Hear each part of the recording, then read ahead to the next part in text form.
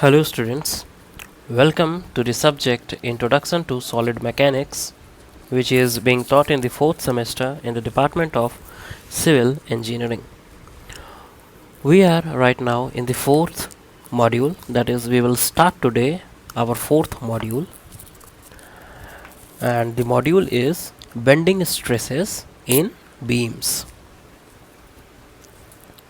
Dear students, we have already completed shear force and bending moment diagrams. In that chapter, you all got friendly with the term bending moment and also the term shear force and how we can find shear force at different sections of the beam. It is also known to us. Today's topic, or the topic of this module, is bending stresses in beams. So let us try to understand what is bending stress. See, whenever an external load acts on a beam, जब भी beam पर external load act होता है, ठीक है, तो shear force और bending moment दोनों सेटअप होता है at all the sections of the beam. ठीक है, आपने जो प्रीवियस मॉड्यूल है उसमें यही पढ़ा है. ठीक है, कि जब भी एक्सटर्नल लोड एक्ट हो रहा था बीम पे तो क्या होता था, बेंडिंग मोमेंट, shear फोर्स उस बीम में किसी भी सेक्शन पे आप चले जाओ, ठीक है, सेटअप होते थे. ठीक है, ये हम जानते हैं और वही पिछले मॉड्यूल में हमने सीखा है कि कैसे कैसे हर एक सेक्शन पे निकालते थे हम लोग. ठीक है, अब जो बेंडिंग मोमेंट और shear फोर्स सेटअप हो रहे हैं एक्सटर्नल लोड के कारण, ठीक है, तो बीम में क्या होगा, डिफॉर्मेशन होगा. ठीक है, तो मैं इसको पॉइंट वाइज बताने की कोशिश करता हूँ. देखिए कि जब भी एक्सटर्नल लोड एक्ट करता है, ठीक है, इससे क्या होता है, shear फोर्स और बेंडिंग मोमेंट, ठीक है, सेटअप. कहाँ, बीम में अलग अलग सेक्शंस पे shear force bending moment setup होता है. ठीक है, अब ये जो shear फोर्स और बेंडिंग मोमेंट है, इसके कारण क्या होता है, इसके कारण जो बीम है दैट अंडरगोज डिफॉर्मेशन, है ना, द बीम अंडरगोज डिफॉर्मेशन. ठीक है, the beam undergo deformation. Okay, अब देखिए जो बीम का मटेरियल है that will offer resistance, okay, और स्ट्रेस अगेंस्ट दिस डिफॉर्मेशन, है ना, है कि नहीं. जो बीम का मटेरियल है, देखिए कोई भी नई चीज़ आपको नहीं बताई जा रही है यहाँ पर, जो आपने पढ़ रखा है मैं उसी की बात कर रहा हूँ अभी तक. ठीक है, जो बेंडिंग स्ट्रेसेस है या बेंडिंग स्ट्रेस है वो एक नया टर्म है जो आप आगे आप लोग जानेंगे, लेकिन अभी आप लोग बस वही चीज़ जान रहे हैं. मैं दोबारा दोहरा रहा हूँ जो आप ऑलरेडी पढ़ चुके हैं. ठीक है, जो बीम मटेरियल है क्या करेगा, ऑफर रेसिस्टेंस. ठीक है, इट विल ऑफर रेसिस्टेंस. किसके against resistance, resistance to deformation. ठीक है, ओके, रेसिस्टेंस टू डिफॉर्मेशन मतलब क्या, स्ट्रेस. ठीक है, तो हम क्या देख रहे हैं, एक्सटर्नल लोड एक्ट कर रहा है किसी बीम पे तो उस पर shear force bending moment setup हो रहा है जिसके कारण डिफॉर्मेशन होगा, और डिफॉर्मेशन अगर हो रहा है तो बीम का जो मटेरियल है it will offer resistance to the deformation. Okay, अब ये रेसिस्टेंस टू डिफॉर्मेशन है मतलब कि जो बीम में एक स्ट्रेस आ रहा है. ठीक है, ओके, बीम में क्या आ रहा है, स्ट्रेस.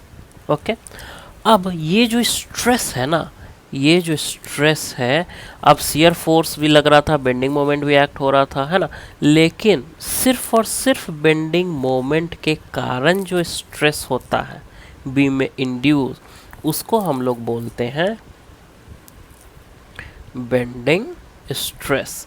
ये कंप्लीट डेफिनेशन नहीं है. ठीक है, आगे चलकर आपको इसका कंप्लीट डेफिनेशन मिलेगा, लेकिन अभी बस समझ लीजिए आप कि शियर फोर्स के कारण नहीं बात हो रही है, बेंडिंग मोमेंट के कारण बात हो रही है कि बेंडिंग मोमेंट जो बीम पर एक्ट हो रहा है उसके कारण जो स्ट्रेस इंड्यूस हो रहा है बीम में, उसको हम लोग बोलते हैं बेंडिंग स्ट्रेस। ठीक है, although this is not the complete definition of bending stress. ठीक है, तो सबसे पहले आप चीज़ों को ये समझिए कि हो क्या रहा है। एक्सटर्नल लोड किसी बीम पे एक्ट कर रहा है जिसके कारण उसमें शियर फोर्स और बेंडिंग मोमेंट सेटअप होगा, और बेंडिंग मोमेंट के कारण या शियर फोर्स के कारण देयर विल बी डिफॉर्मेशन। अब जो डिफॉर्मेशन होगा तो बीम मटेरियल एक रेसिस्टेंस ऑफर करेगा। ठीक है, डिफॉर्मेशन को अब जो रेसिस्टेंस ऑफर करेगा स्ट्रेस के फॉर्म में, तो वो जो स्ट्रेस है, अगर सिर्फ और सिर्फ बेंडिंग मोमेंट की बात करें तो उसके कारण जो स्ट्रेस इंड्यूस हो रहा है उसी को हम लोग बेंडिंग स्ट्रेस बोलते हैं। ठीक है, although this is not the complete definition of bending stress. ठीक है, ओके, तो ये पहला केस आप समझ गए, इसमें कोई नई चीज़ नहीं बताई गई, इसमें वही चीज़ बताया गया जो आप पहले से जानते हैं। ठीक है, अब देखिए सेकेंड पॉइंट समझिए। मैं बात करता हूँ एक टर्म प्योर बेंडिंग, जिसको एक और टर्म से हम लोग बोलते हैं सिंपल बेंडिंग। प्योर बेंडिंग या फिर सिंपल बेंडिंग, ये क्या है भाई? देखिए, इसको ऐसे समझिए कि अगर एक लेंथ ऑफ द बीम हम लोग कंसिडर करें, ठीक है, let us consider length of a beam, ठीक है, जिसमें रिएक्शंस है, ओके, ओवरहैंगिंग बीम है ये, ओके, और यहाँ लोड एक्ट कर रहा है। इस तरह का एक एग्जांपल के लिए हमने लिया है एक बीम को। ठीक है,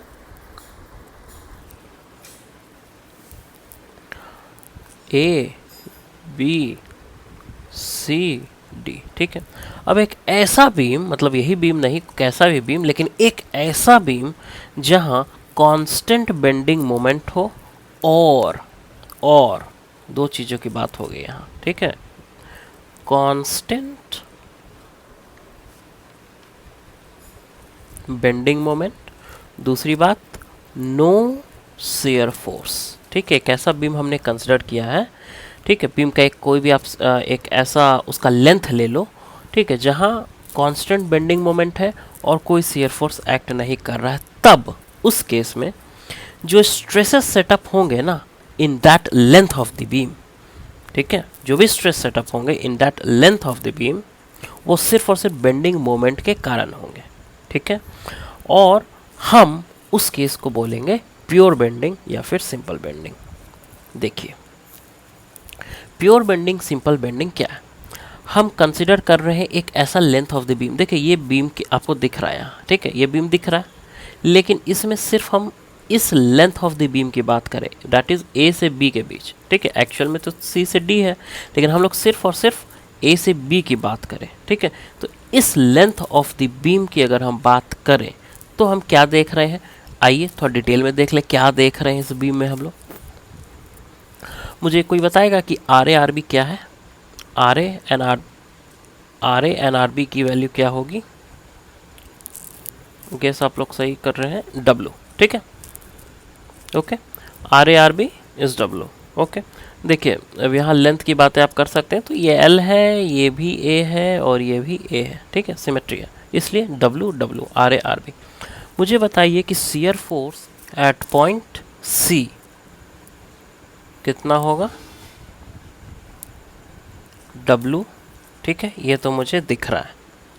अब देखिए, on the left of the section, अगर वो नीचे की ओर है ना, या फिर राइट ऑफ द सेक्शन ऊपर की ओर है, तो क्या होता है? शियर फोर्स नेगेटिव, इसलिए नेगेटिव होगा। ठीक है, शियर फोर्स एट पॉइंट ए बताइए।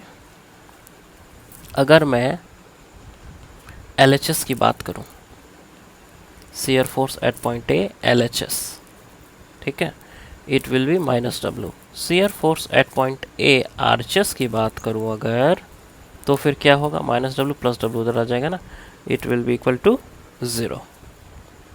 ठीक है, शियर फोर्स अगर मैं पॉइंट बी की बात करूं LHS साइड में, सो इट विल बी 0, और shear force at point B की बात करूं RHS में, क्या हो जाएगा?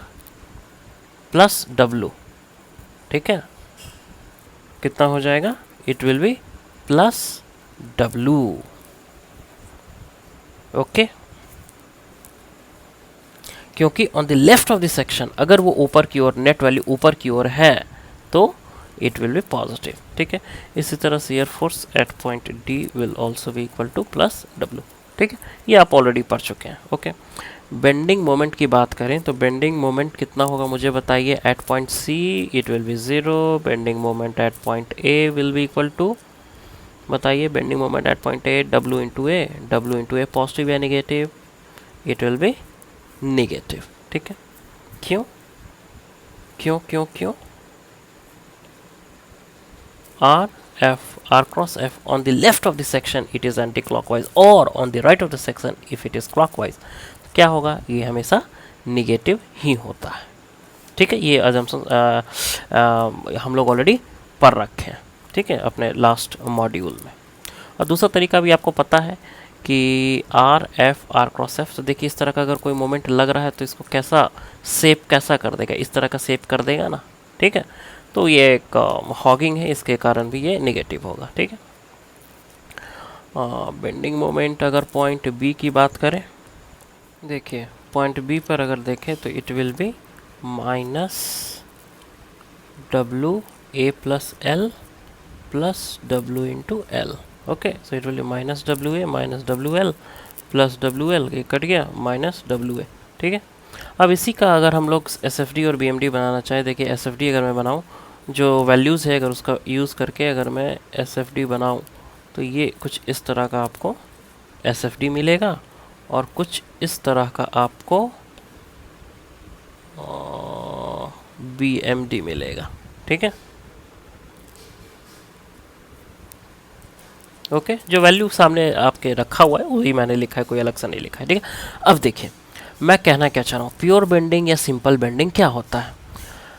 एग्जाम्पल मैंने पहले दे दिया है, उसको डिफाइन बाद में करेंगे। देखिए एक बीम मैंने लिया एग्जाम्पल के तौर पे, ये जो बीम है इस पे लेंथ ऑफ द बीम की बात करें, एक particular length of the beam, complete length की मैं बात नहीं कर रहा हूँ, एक particular length of the beam that is point A से पॉइंट बी तक, ठीक है। अगर इस लेंथ की हम लोग बात करें तो हम लोग क्या देख रहे हैं कि उस लेंथ में शियर फोर्स 0 है, ओके, और बेंडिंग मोमेंट उस लेंथ में कांस्टेंट है, बेंडिंग मोमेंट कांस्टेंट है और शियर फोर्स 0 है। दो चीज़ हमने देखा, ठीक है। क्या देखा? शियर फोर्स 0 और बेंडिंग मोमेंट कांस्टेंट। कहाँ देखा? एक लेंथ ऑफ द बीम पे, जो बीम है आपका उसका एक पर्टिकुलर लेंथ हम ले, ठीक है, उस पर हमने क्या देखा कि शियर फोर्स 0 है और बेंडिंग मोमेंट कांस्टेंट है, ठीक है। मतलब ये संभव है कि कहीं पर बेंडिंग मोमेंट कांस्टेंट हो और शियर फोर्स 0 हो, ठीक है, ओके। तो देखिए बात ऐसा है कि अगर एक लेंथ ऑफ द बीम है, ठीक है, जहां कांस्टेंट बेंडिंग मोमेंट हो और नो शियर फोर्स हो, ठीक है, अगर ऐसा कंडीशन होता है तो जो भी स्ट्रेसेस डेवलप होंगे ना, सेटअप होंगे ना in that length of the beam due to bending moment only, ठीक है, जो भी स्ट्रेसेस अब क्या होंगे उस बीम में सेटअप, वो किसके कारण होंगे? सिर्फ और सिर्फ बेंडिंग मोमेंट के कारण होंगे, ठीक है। कैसा कंडीशन में?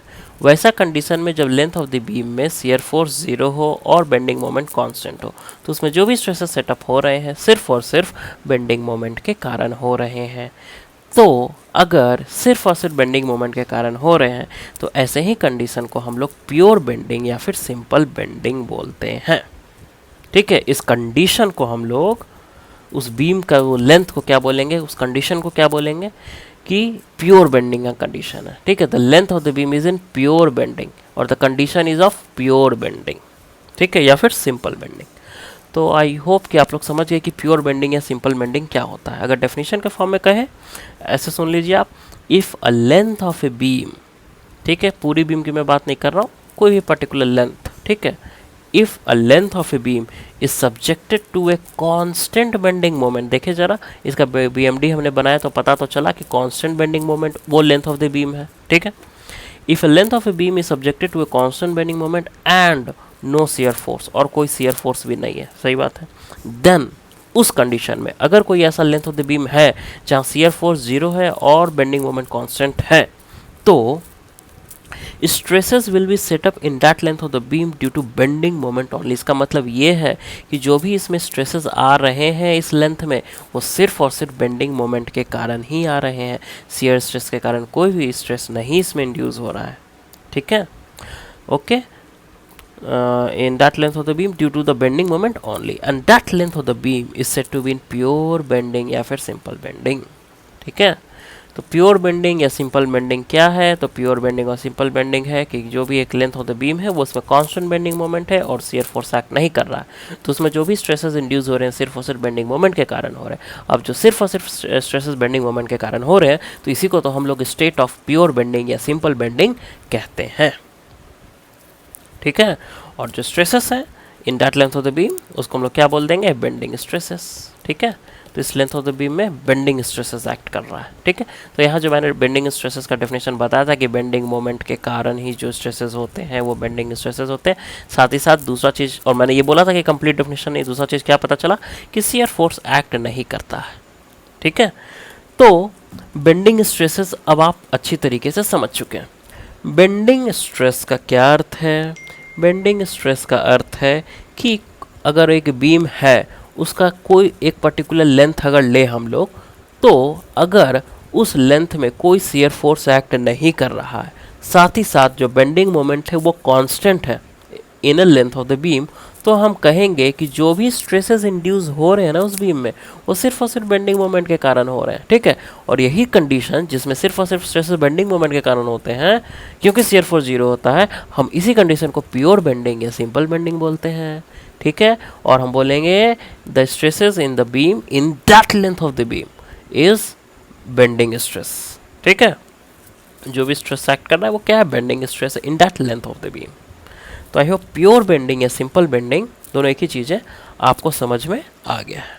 ठीक है, प्योर बेंडिंग और simple bending.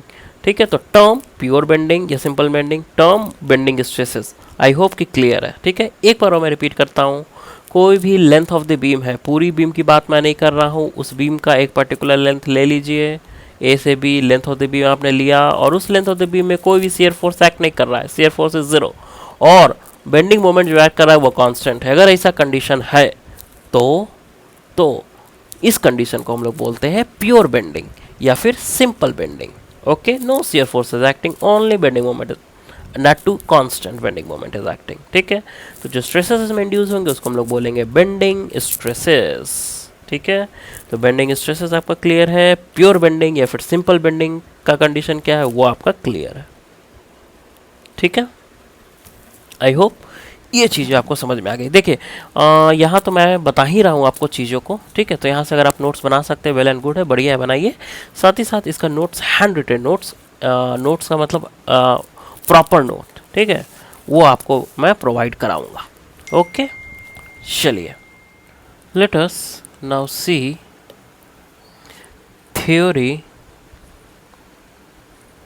Of simple bending,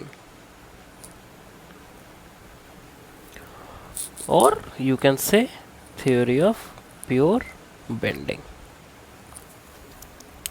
Okay, see, let us consider a beam. Okay, it is a part of a beam. Now let us consider two sections.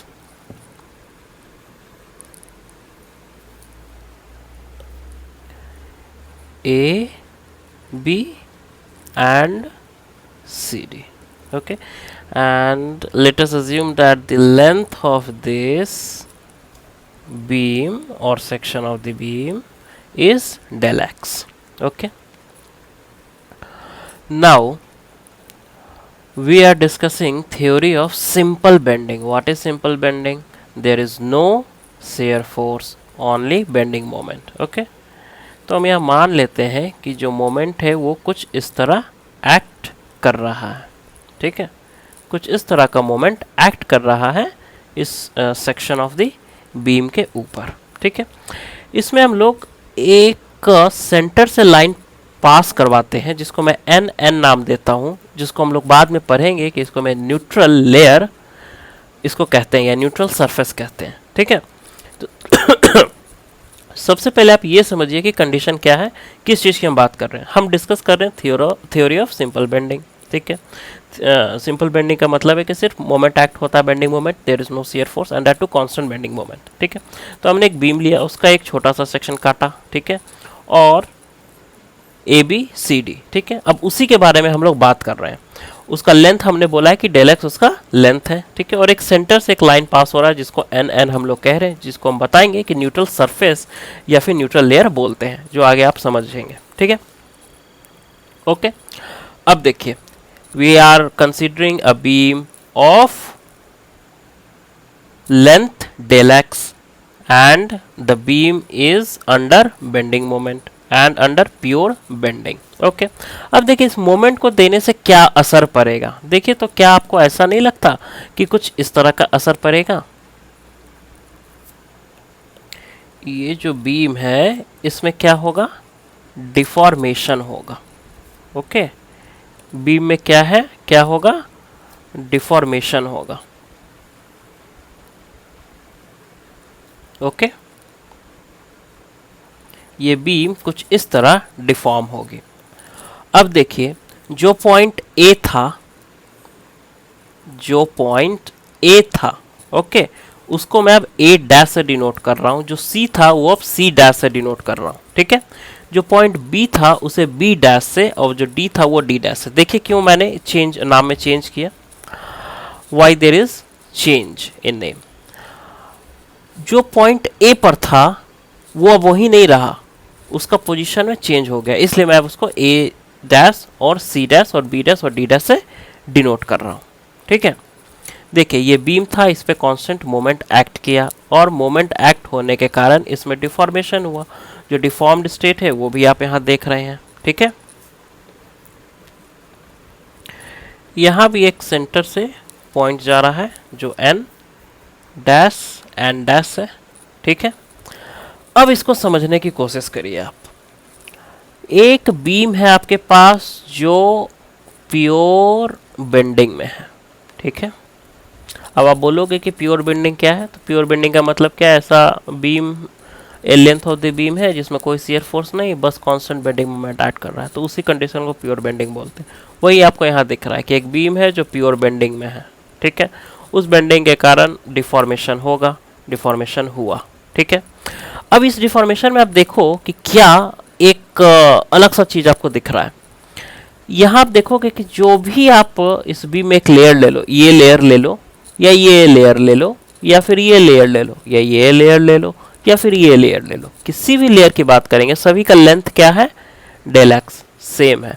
All the layers were of same length. ठीक है, लेकिन जब deformation हुआ, moment जो act कर रहा है bending moment, उसके कारण जो डिफॉर्मेशन हुआ, तब हम देखेंगे कि जो AC है उसका जो लेंथ है वो घट गया है, जो BD है उसका लेंथ क्या है, बढ़ गया है।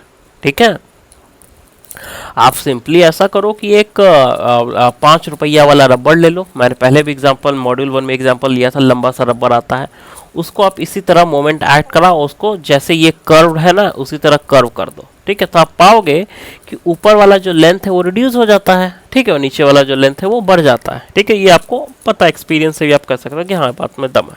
ठीक है, तो ये हम लोग क्या देख रहे हैं। ठीक है, हम देख रहे हैं कि जो ऊपर वाला लेंथ है वो रिड्यूस हो गया है। ठीक है, जो ए सी था अब वो ए डैश सी डैश बन गया है और रिड्यूस हो गया उसका लेंथ। जो नीचे वाला है सबसे लोअर मोस्ट पोर्शन, वो क्या है, बी डैश डी डैश में कन्वर्ट हो गया, उसका लेंथ इंक्रीज हो गया है।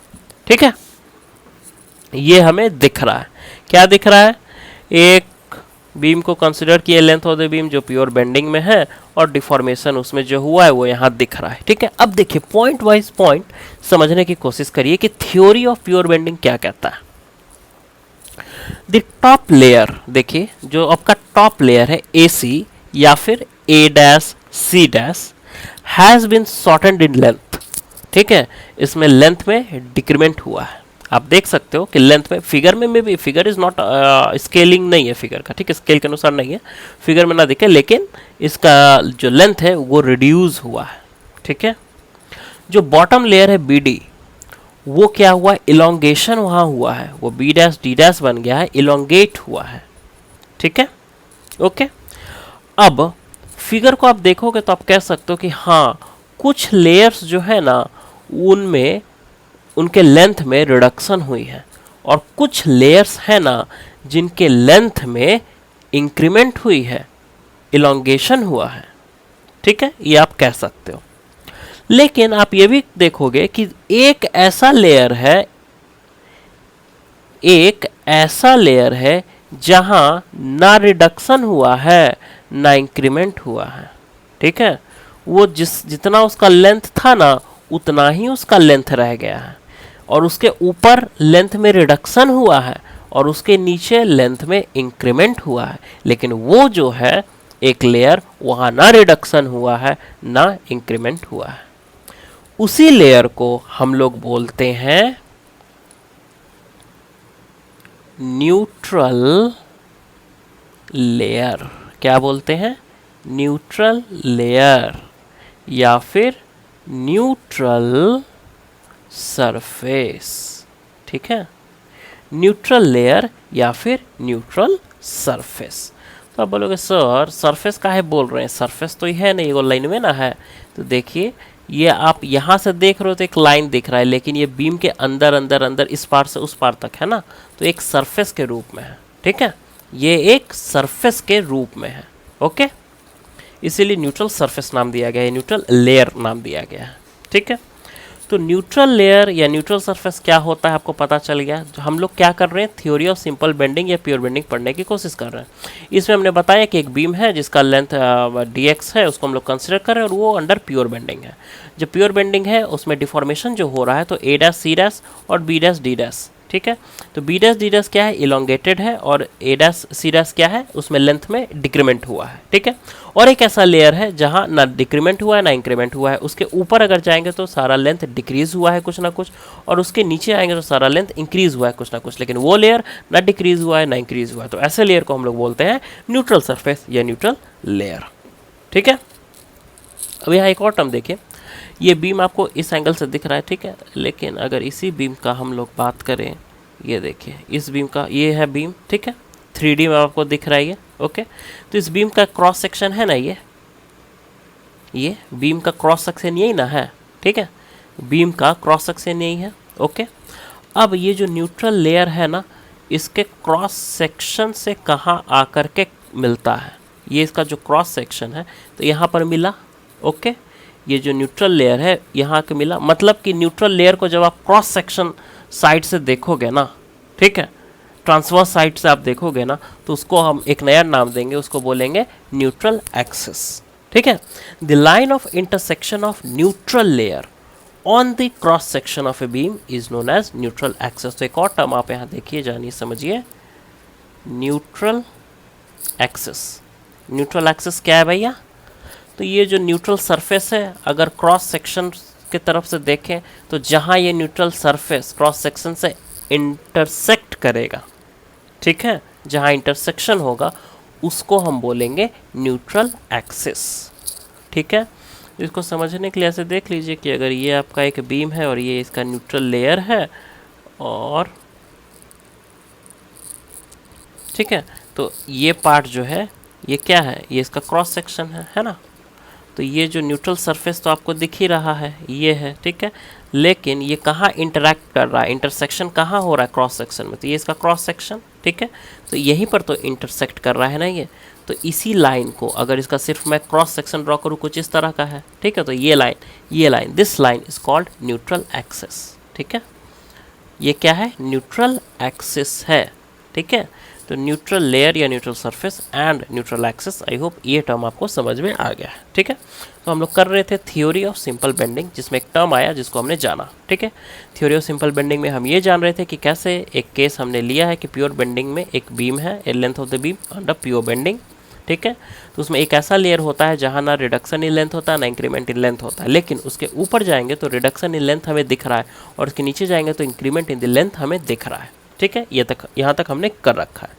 ठीक है, देखिए जो लेयर है अवोव एन एन, एन एन के ऊपर या फिर एन डैश के ऊपर, वो शॉर्टेंड हुई हैं, छोटी हुई हैं, और उसके नीचे जाएंगे तो क्या हुआ है, इंक्रीमेंट हुआ है, इंक्रीज हुआ है। ठीक है, अब देखिए due to decrease in the length, ठीक है, ऊपर की ओर जाएंगे तो क्या हो रहा है, लेंथ डिक्रीज हो रहा है, तो due to decrease in the length of different layers there will be compressive stresses in the upper part of the beam.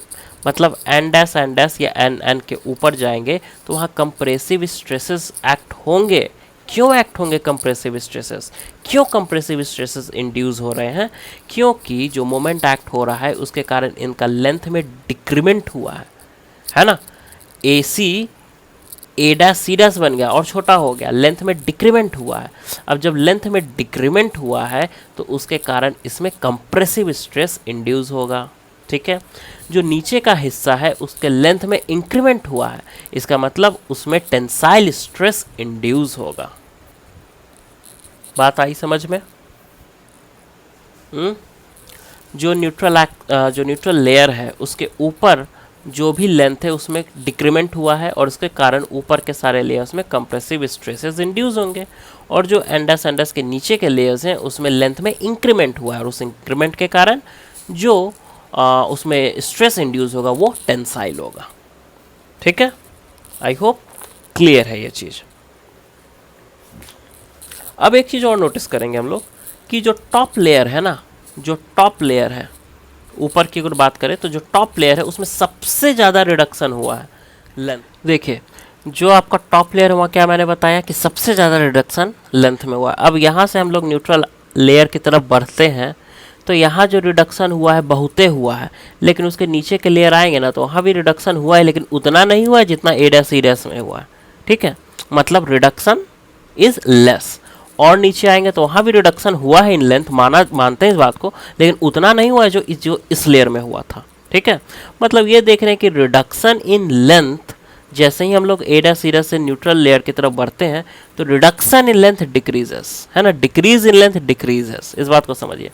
मतलब यहाँ सबसे ज़्यादा रिडक्शन हुआ, यहाँ लेंथ में रिडक्शन थोड़ा कम हुआ, यहाँ लेंथ ऑफ रिडक्शन और कम हुआ, और न्यूट्रल लेयर पे आते हैं तो वहाँ तो कोई रिडक्शन ही नहीं हुआ। ठीक है, बिल्कुल इसी तरह एक बात और समझिए कि सबसे ज़्यादा इलोंगेशन जो हुआ बी डैश डी डैश आपको दिख रहा है, लेकिन उससे नीचे आएंगे तो वहाँ इलोंगेशन तो हुआ लेकिन उतना ज़्यादा नहीं हुआ जितना बी डैश डी डैश में हुआ।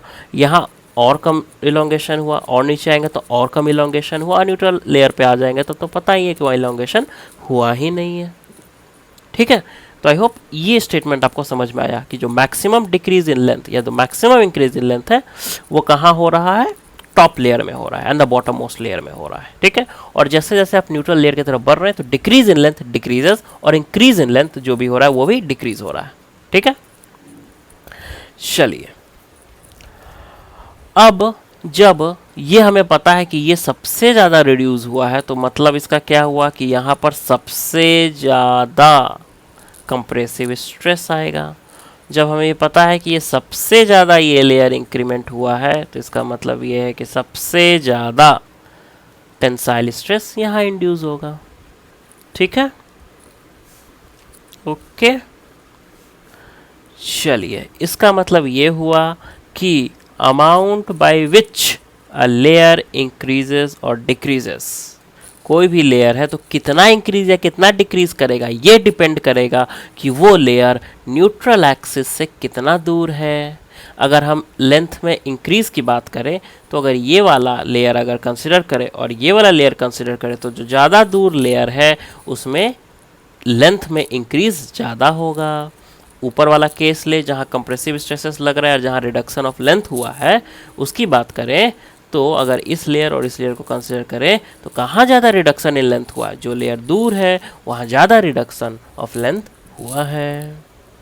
ठीक है, तो ये है आपका theory of pure bending, theory of simple bending. देखिए इसका हैंड रिटन नोट्स जो है लाइन बाय लाइन वो भी आपको इस लेक्चर के साथ प्रोवाइड करा दिया जाएगा।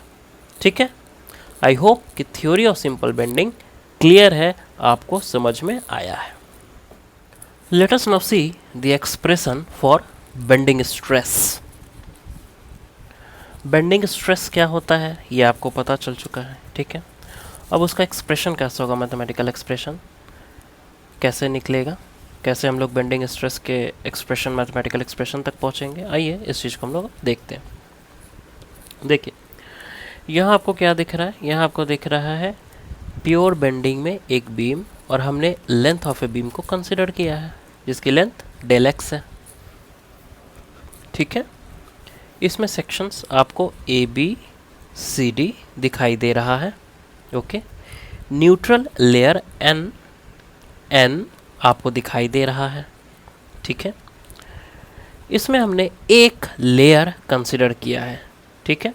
बीम में अनेकों लेयर हैं, उसमें से एक लेयर ई एफ को हमने कंसिडर किया है जो कि वाइट डिस्टेंस पे है, कहाँ से, न्यूट्रल लेयर से या न्यूट्रल सरफेस से, ठीक है। हमने कंसिडर किया है एक लेयर ई एफ को जो कि वाइट डिस्टेंस पे है न्यूट्रल लेयर से, ठीक है। And this is a case of pure bending. Now due to the bending there will be deformation in the beam. तो जो deformed state है वो आपको यहाँ दिख रहा है, ठीक है। थ्योरी ऑफ बेंडिंग में आपने काफ़ी जानकारी पा लिया था, ओके। तो यहाँ आप देखेंगे कि जो ए सी है अब ए डैश सी डैश बन चुका है और वहाँ कंप्रेशन है and there is reduction in the length, and A dash C dash में मैक्सिमम रिडक्शन हुआ है, बी डैश डी डैश में मैक्सिमम एलोंगेशन हुआ है and that is under tension, okay. Neutral layer जो है वहाँ ना एलोंगेशन हुआ है ना रिडक्शन ऑफ लेंथ हुआ है, ठीक है। मतलब कि N N is equal to N dash, but A C is not equal to A dash C dash, या फिर B D is not equal to B dash D dash, ठीक है। लेकिन N N is equal to N dash, ठीक है।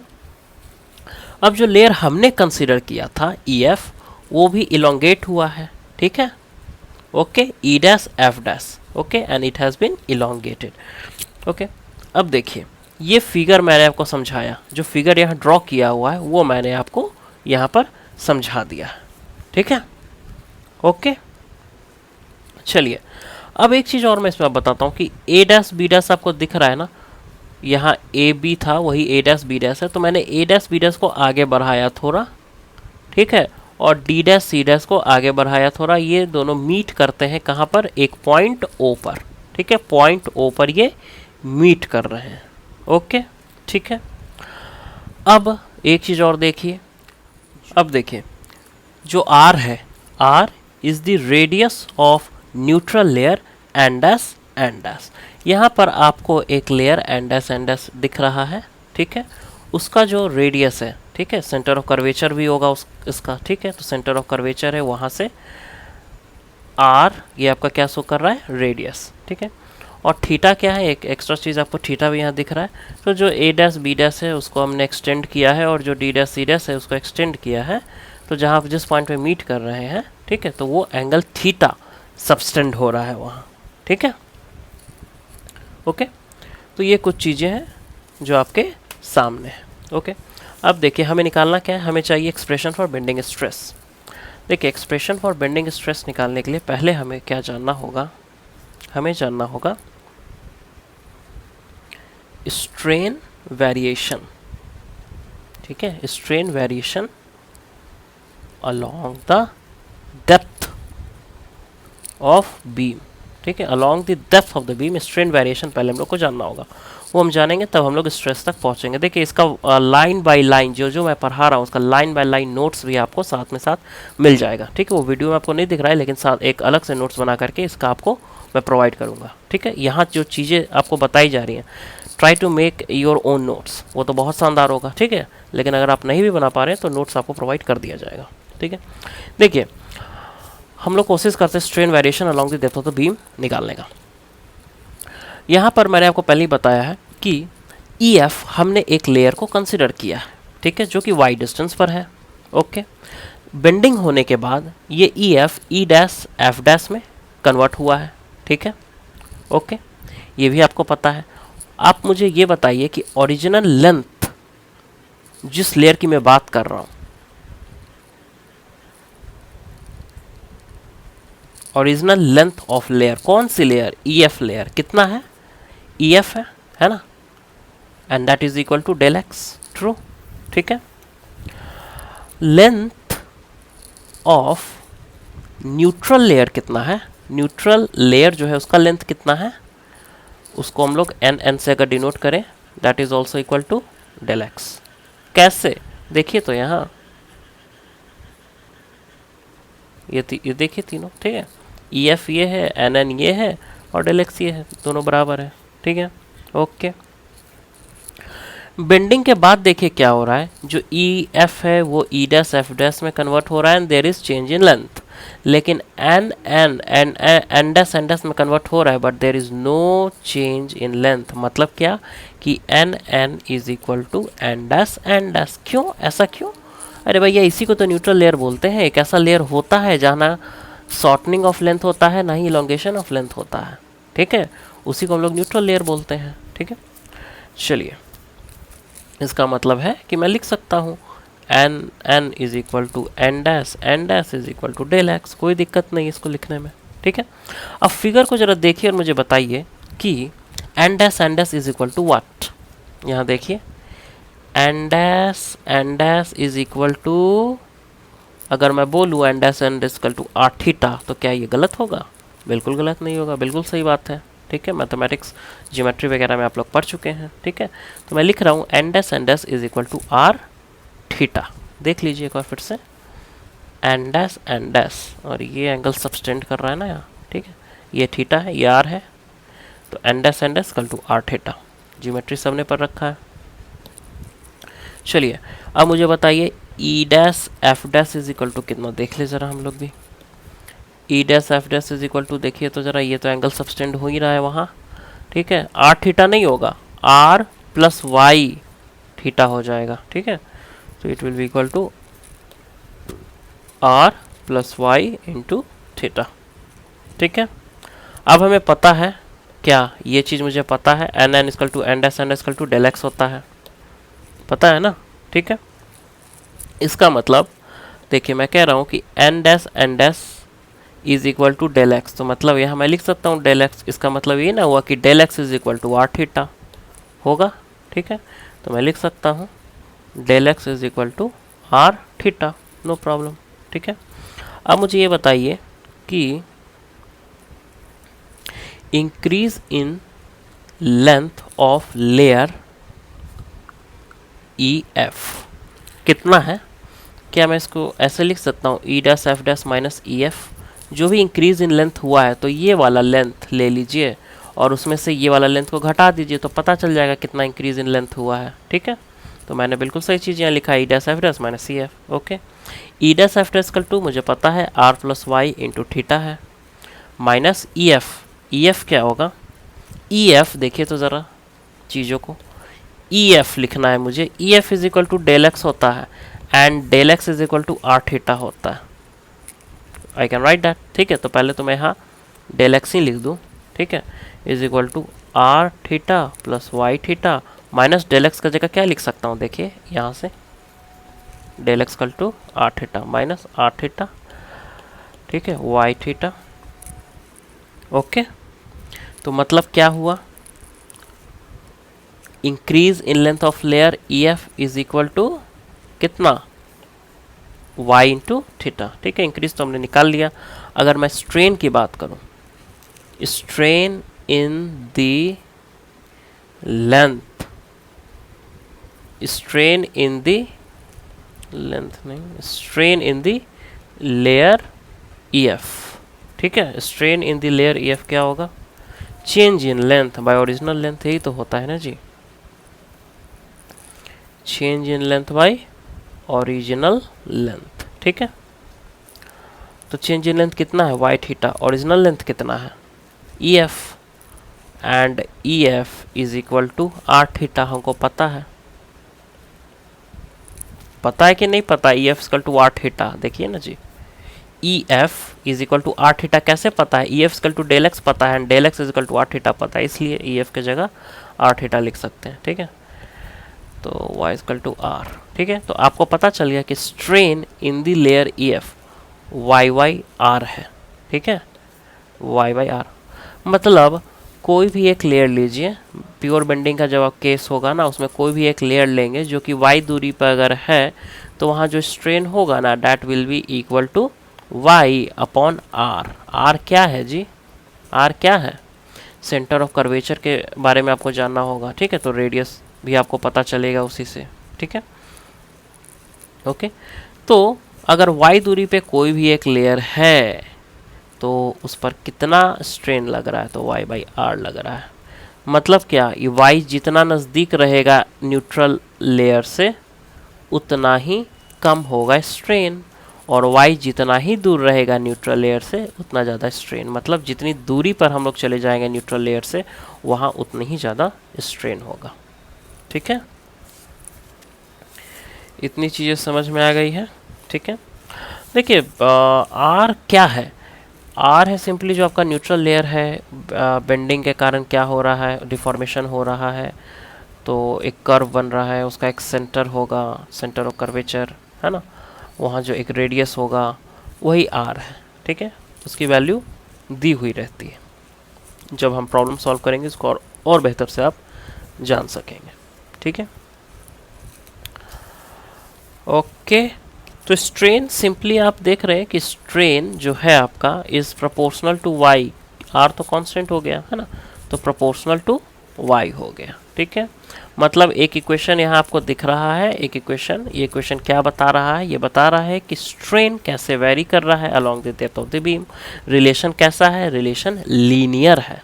ठीक है, okay, जो भी मैं बता रहा हूँ रिटन फॉर्म में, नोट्स के फॉर्म में भी आपको एग्जैक्टली वही चीज़ मिल जाएगी। ठीक है, अब देखिए स्ट्रेन वेरिएशन तो हमने देख लिया, लेकिन हमें चाहिए क्या था, स्ट्रेस ना, तो स्ट्रेस पे थोड़ा आ जाते हैं हम लोग, है ना। स्ट्रेस पे कैसे आएंगे, तो देखिए हमें पता, अगर सिग्मा को मैं मान लूँ कि जो स्ट्रेस है, ठीक है, stress in layer E F है, ठीक है, सिग्मा है, ई क्या है तो आपको पता है कि यंग्स मॉडुलस होता है बीम का। ठीक है, ये भी मुझे पता है कि E is equal to stress in the layer E F by strain in the layer E F. ठीक है, E is equal to stress in the layer E F by strain in the layer E F, और strain in the layer E F है Y by R, अभी भी हमने निकाला है। ठीक है, तो हमें क्या मिला, sigma is equal to E into Y by R. ठीक है, तो या तो ये इक्वेशन हो गया आपके पास, या फिर आप इसको ऐसे भी याद रख सकते हैं, E upon Y, sigma upon Y is equal to E upon R. ठीक है, ओके, तो इस इक्वेशन को आपको याद रखना चाहिए, sigma upon Y is equal to E upon R. तो आपको स्ट्रेस इक्वेशन यहाँ पर मिल चुका है। ठीक है, तो मतलब कोई भी लेयर हो, प्योर बेंडिंग का केस है, उसमें कोई भी एक लेयर हो जो y डिस्टेंस पे है, तो वहाँ पर स्ट्रेन कितना होगा, y अपॉन आर होगा। ठीक है, और ये y जितना दूर होगा मतलब कि y अपॉन आर उतना ही ज़्यादा होगा, मतलब कि स्ट्रेन वहाँ उतना ही ज़्यादा होगा। ठीक है, पहली बात। दूसरी बात, जो स्ट्रेस की हमने बात की, तो sigma is equal to E upon R into Y, E constant है, आर कॉन्स्टेंट है, that means stress is equal to is proportional to Y, मतलब कि स्ट्रेस भी लेयर के नज़दीक में कम होगा और आउटर मोस्ट लेयर में सबसे ज़्यादा होगा।